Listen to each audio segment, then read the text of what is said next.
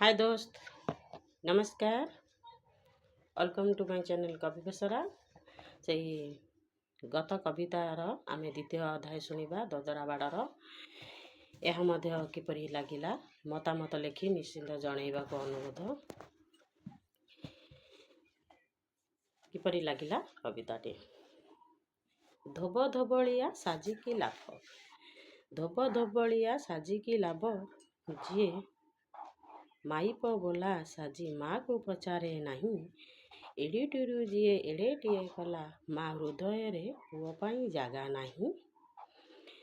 सेवा करिबा तो दूरर कथा, स्त्री पिला नहीं जाए पलाई।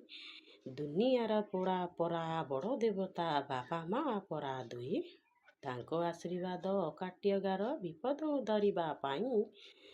माँ पछे चलू भिक मागी मागी, करेनी अकल्याण ता छुआ पाई। जोठी रुहंतु भलरे रुहंतु, साहा हुअंतु जगत साई, साहा हुअंतु जगत साई। आजि किछि पुओ बहु चाहुंचंती संसारर बोझ ए बुढ़ा बुढ़ी केबे हटिब ए अलिया। जरा निवासरे छाड़ीदेलेनी सबुठु उपाय बढ़िया। आखिरु गोरु गलुछि निंजरा, पाटिरु गड़ुछि नाल।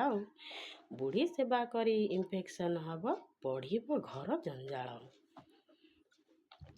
बहु भाबु नाही पुओ भाबु नाही, आमर आसिब एमिति बेल। बुढ़ा बुढ़ी साजी आमरी पिलाए, साजिबे आमरी काल। ईश्वरंकर एई सुंदर सृष्टि प्रकृति माँको पाई।